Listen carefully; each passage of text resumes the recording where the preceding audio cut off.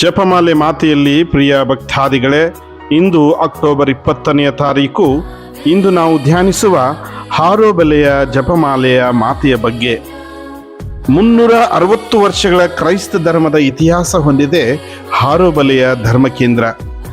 ಅತ್ಯಂತ ಪ್ರಾಚೀನ ಕ್ರೈಸ್ತ ಪರಂಪರೆ, ಜಾನಪದ, ಸಾಂಸ್ಕೃತಿಕ ಚಟುವಟಿಕೆಗಳನ್ನು ಪಾಲಿಸಿಕೊಂಡು ಉಳಿಸಿಕೊಂಡು ಬಂದಿದೆ ಹಾರೋಬಲೆಯ ಕ್ರೈಸ್ತ ಧರ್ಮಕೇಂದ್ರ. ಹಾರೋಬಲೆ ಕ್ರೈಸ್ತರಿಗೆ ಮಾತೆ ಮರಿಯಳ ಮೇಲೆ ವಿಶಿಷ್ಟವಾದ ಭಕ್ತಿ. ಕ್ರಿಸ್ತಶಕ 1616ರಿಂದಲೇ ಜನರು ಮಾತೆ ಮರಿಯಳ ಜಯಂತಿಯನ್ನು ಆಚರಿಸುತ್ತಾ ಬಂದಿದ್ದಾರೆ. 1858ರಲ್ಲಿ ಮಾತೆಗೆಂದೇ ದೇವಾಲಯವನ್ನು ನಿರ್ಮಿಸಿ ಅದಕ್ಕೆ ಜಪಮಾಲೆಯ ಮಾತೆಯ ದೇವಾಲಯ ಎಂದು ಹೆಸರಿಸುತ್ತಾರೆ. ಇಲ್ಲಿದೆ ಒಂದು ಐತಿಹಾಸಿಕ ಮಾತೆ ಮರಿಯಳ ಸ್ವರೂಪ. ಅದರ ಹೆಸರು ಚಿತ್ರಗಲ್ ದೇವಮಾತೆಯ ಸ್ವರೂಪ.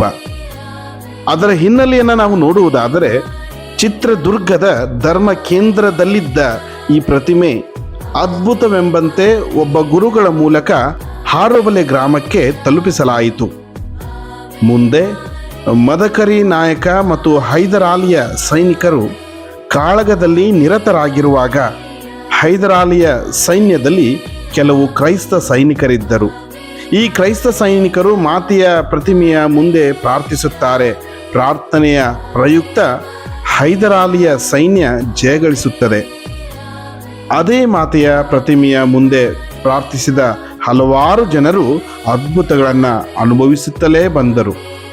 ಪ್ಲೇಗ್ ರೋಗ ಬಂದಾಗ, ಕೃಷಿಗಳಿಗೆ ಸಮಸ್ಯೆಗಳಾದಾಗ, ಮಳೆ ಬಾರದಿದ್ದಾಗ, ಊರಿನಲ್ಲಿ ಸಮಸ್ಯೆಗಳು ಬಂದಾಗ ಹಾರೋಬಲೆಯ ಈ ಮಾತೆ ಜನರ ಪ್ರಾರ್ಥನೆಗಳನ್ನು ಈಡೇರಿಸುತ್ತಲೇ ಬಂದರು.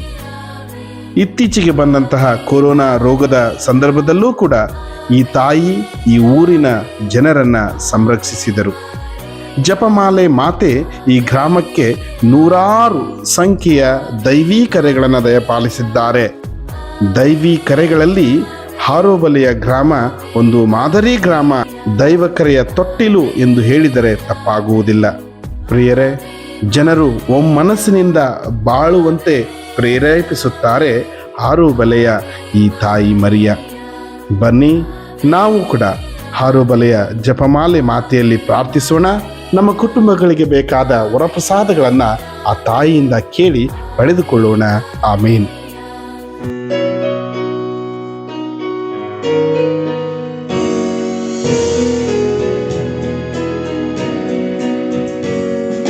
ನಮೋ ಮರಿಯೇ ಪ್ರಸಾದ ಪೂರ್ಣೆ, ದೈವ ವಾಕ್ಯದ ದೇಗುಲವೇ, ಸ್ತ್ರೀಯರಲ್ಲಿ ನೀ ಧನ್ಯಳಮ್ಮ, ಧನ್ಯವು ನಿನ್ನ ಕರುಳ ಕುಡಿ, ಆ ಧನ್ಯದ ಫಲವೇ ಯೇಸು ಪ್ರಭು.